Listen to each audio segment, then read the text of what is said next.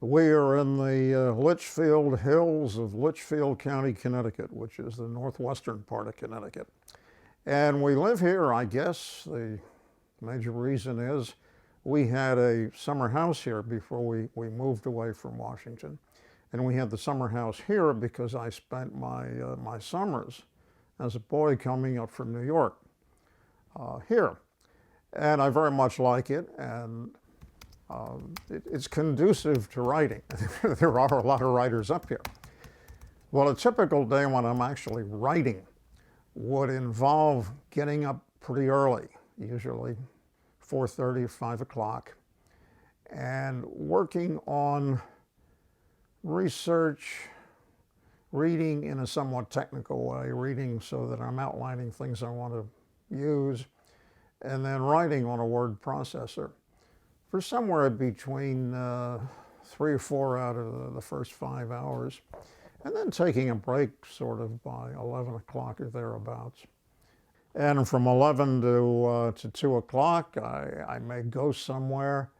I may go have lunch. I may go somewhere with my wife. We may sit outside and have lunch on our outdoor table, looking out, staring down a very pleasant river valley. It's a very nicely located house from the standpoint of being able to go on the lake or go in the woods or relax outdoors. I have a garden that I pay some attention to at some times of the year, not too much attention at other times of the year. I often take 2 hours, sometimes 3 hours, and then start working again at maybe 2 o'clock, 2:30, 3. And I tend to work till about 6 or 6:30, and that would be my day. Sometimes after dinner, I get started working again, and if I do, it's hard to pull myself away because I'm in the middle of something that seems like it's a good stream of consciousness and you don't want to stop. But basically I do, somewhere between 8 and 12 hours a day, probably nearer 8 more than nearer 12, but it works around pretty much the same regimen, starting early in the morning. I sell the book based on an outline. Some authors just sell based on a page and a half. I tend to sell based on 4 or 5 pages, so I have it pretty well organized in my mind. As I start the book, I'll always try to write the introduction or preface or whatever it is first. Now, I may change it an awful lot later, and I may even start just fresh, but it's usually a good idea to do that and get straight in your own mind the sequence that your thoughts and your argument will follow. And so I do that first. And sometimes I just go straight on to the first chapter after I've done that, because you fix the preface or introduction so many times that it's not worth doing every last little dotting of the I and crossing the T on the first draft. A great benefit after you're on your 8th or 10th book, you know how books are organized, you know how you organize them, and you know the ways in which you've sort of tripped yourself up before by not thinking about something enough before you start. I started with a word processor back in the 90s. I had a little publishing company in Washington that put out some specialized publications on politics and business government relations. So I was free to do my writing some of the time, just a couple of hours between subject matter of what my publications dealt with, and I just would use my word processor right there. You don't know how many words a minute you type? Well, because I correct it as I go along. Yeah. I would guess 40 or 45 with accuracy and just a couple of corrections. But no more than that. I always have enough mistakes that allows my wife to say if I'd learned to do it with 10 fingers, it'd be better. One thing I can say is that I know I'm faster now than I was 10 years ago because I've done so much of it.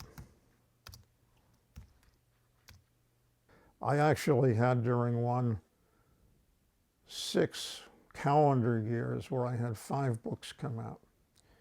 Now, that basically means that you have to be able to write one in 6, 8, 10 months. And I can. I'd prefer to have a little bit longer, but if I'm working with stuff I know a lot about, then I can guess how long it's going to take me, and I'm pretty good at that.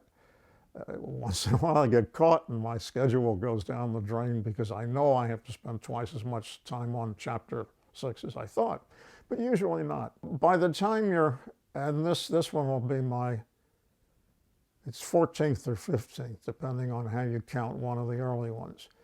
So I really have a sense of how I do them, and I start and I get into it and I get caught up in it and I finish it, and then I do what I hate, which is going back and getting all the junk together and figuring out what I left out and doing the footnotes, my favorite thing. One of the drawbacks is if you have footnotes and you haven't just exhaustively spent time on those things, you've got this piece of paper that says something terrific and you know what book it came from, but you don't remember exactly where in the book. And that I don't care for. There's nothing worse for an author when you've got the book done, it's all under control, and the people in copy editing want to know what the middle initial of the author of the piece that appeared in the Washington Post was. And was it page 11 or page 11A?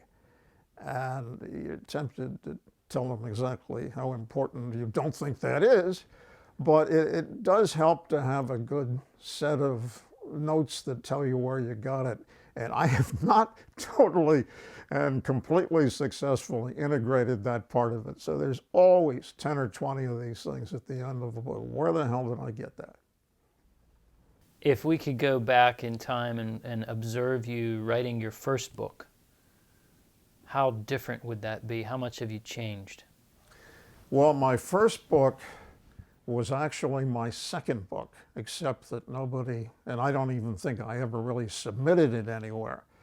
But the second book, called The Emerging Republican Majority, was a book that I started working on in 1966 after the midterm elections, when I was convinced that the basic pattern I saw in presidential elections was going to work out, and that I wanted to have it finished for 1968. The first book was sort of about the politics of what they called the Great Society and the Johnson administration in the 1960s that I thought were the hallmarks of failure that would suffer at the polls, and that provided a basis for why they would not win with that type of program. It turned out, I think, to be really pretty accurate, but I shifted away from the policy into the politics and the elections, which was really more my thing.